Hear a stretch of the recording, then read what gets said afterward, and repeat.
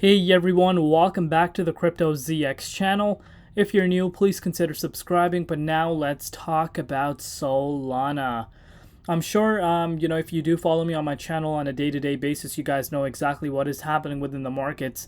And if you did not watch my update earlier today, I would strongly encourage you guys to go watch that. I did kind of go into detail as to what exactly is causing this massive bloodbath across the board. So I would strongly encourage you guys, if you want to know what exactly is happening, I kind of went over that. But, if we're looking at, the overall market, still quite a bit of red across the board, a lot of altcoins in, deep red, I would say, about 10% retracement pretty much for everything. But as far as Solana is concerned, it's down about 9% on the daily time frame. So we're going to be talking about what exactly is next for Sol and what are some next price targets we could be aiming for. So sit back, relax, and enjoy the show. If we're looking at the price of Solana right now as of January the 4th, you guys can see it's currently sitting at $99. It's also down 3.5% over the past 24 hours in BTC comparative, with the market cap currently sitting at $42.6 billion. But look at the 24-hour trading volume. It has increased quite a bit, currently sitting at $5.4 billion. And of course, that should not be a surprise to any one of us. We did see a sharp decline due to Bitcoin, massive wick towards the downside. Obviously, that is going to impact, the price of Sol, and that is obviously a reason as to why we're seeing the 24-hour trading volume kind of increasing as well. But let's take a further look, discuss the price, see what is happening and what could be next. So before I do get into that, as always, just a quick disclaimer for everyone. Anything on this channel is not financial advice. Always do your own due diligence and research when you are investing in crypto. So looking at some news, you guys can see Solana continues to dominate Ethereum and the other chains in stable coin transfer volume. And again, at this point, we're pretty much seeing good news coming day in, day out as far as Solana's ecosystem is concerned. So another great example as to how Solana actually is dominating Ethereum. Some Ethereum maximalists don't like talking about this or mentioning this, but Solana is not here to play around, and of course we can see this right now just by these numbers. And also you can see this for yourself. Solana NFT sales transactions, buy and sell, hit a record-breaking 15 million in December, surpassing all the other chains combined. This marks an all-time high since June of 2022, and June of 2022 is pretty much when we were still not completely in the bear market, but we were getting in that downwards trend. But in terms of overall DeFi, it was still on the upwards trend in 2022. So that is of course a huge milestone as well. But what exactly is next for the price? Of course, I'm sure if you guys do follow me, like I've said earlier, you know exactly what happened. But if not, let's kind of briefly go over what happened. So if you know, I've been pretty much saying that this ETF thing has become such an important key factor in terms of the long-term success for crypto, that if we hear even a little bit of a bad news or a hiccup as far as ETF approval goes, we're going to see the price retrace quite a bit. And there was an article earlier today that came out mentioning that there is going to be a chance that BTC ETF is not approved, and how if that does not happen, we will see a 20% decrease in Bitcoin, and that caused a lot of panic. But I have a strong theory that this is all planned. What I mean by that is there's a lot of longs that were being that are making massive amounts of profits, and there were massive amounts of longs that were piling up, and of course retesting a key resistance level. You can't make this up.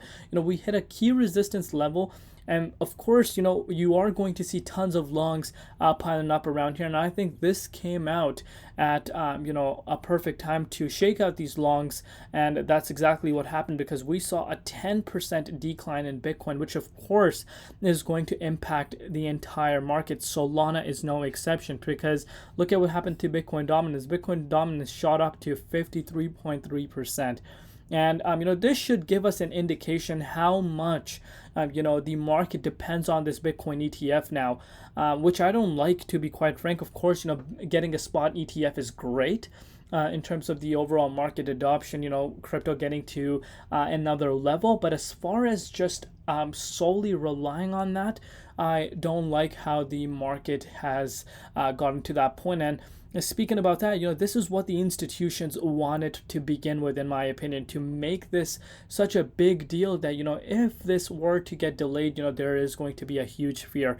And that's what we kind of saw happen today. But of course, as far as Solana is concerned, of course, yesterday we were sitting at $116.95, and moves like this, before someone comes and starts talking negative solely about Solana and start mentioning, Solana is not doing this, Solana is not doing that, let's face it, the entire market has reacted to that. So, be very understanding as to what is going on. It's not just Solana that has dipped, but let's kind of measure this move. So, of course, after this Bitcoin 10% drop, we did see Sol drop 27.3% from the price levels yesterday.